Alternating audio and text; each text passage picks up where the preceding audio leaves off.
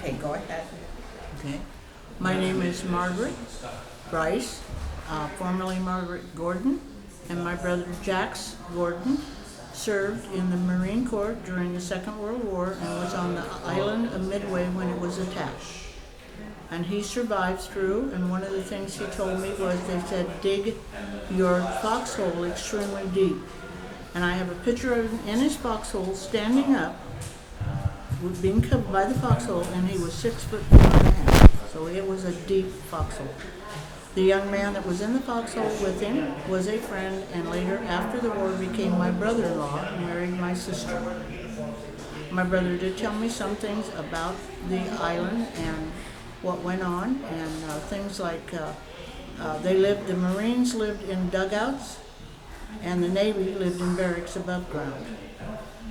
They were all prepared for the invasion. They knew it was coming and were all ready for it. And I also have a picture of a burial of the Marines afterwards. And they had one of the officers was a priest, and he did the ceremony. And then they took the bodies out and slid them off boards into the ocean as a way of burying the Marines and Navy personnel that died on the island. My brother later became volunteered to be a waist gunner over Guam, and the plane was shot and a bullet went through and shot him in the hip, and they returned him to the island of Oahu to do his recover from his wound. My mother, who had a bad heart, was not allowed to know about his wounds and stuff, and when she saw him with what looked like a long pointer, they told her that was so my brother wouldn't go up to somebody who had a gun in their hand training on the rifle range. And actually, it was a cane to help him get around while he was recovering.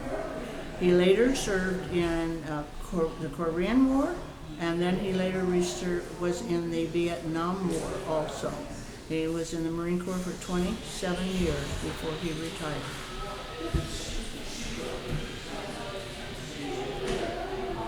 This is a picture of my brother in the foxhole, and what looks like a mustache is actually blood from concussion of bombing.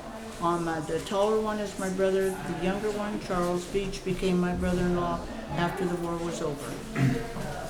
It's just loading slow. That's right.